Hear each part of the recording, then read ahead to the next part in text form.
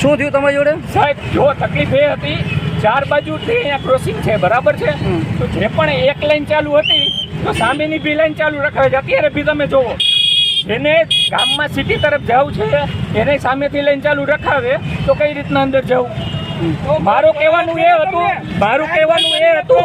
સાહેબ, મારું કહેવાનું એ હતું કે આ લાઈન ચાલુ છે તો સામેની લાઈન બંધ કરાવો.